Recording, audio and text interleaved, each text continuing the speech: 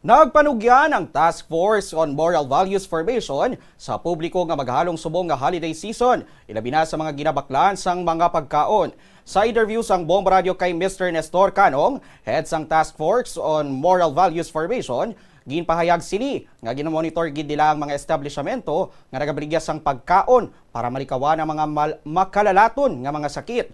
Ginpatuman man ang anti-gang ordinance ilabi na sa Haro, Iloilo City kung siriin sang nagligad may naobserbaran nga grupo sang mga lamharon nga nagapanggamo. Dugang paniya, padayon man ang pagbantay sang task force sa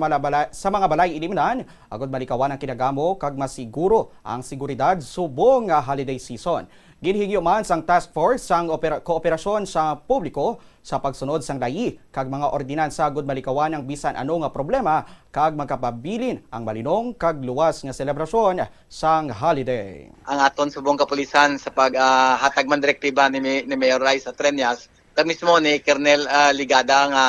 may ara na kita gid subong mga dedicated nga mga police personnel ilabi na gid dira sa aton nga mga night hubs, mga nightlife area naton distrito sa Mandurriao para nga pasiguro na gid nga mabantayan sang insakto ilabi na gid ang ining mga galinom ang mga kautura naton nga hasta kaagahon ng ilang tiner dira sa mga balay ilimnan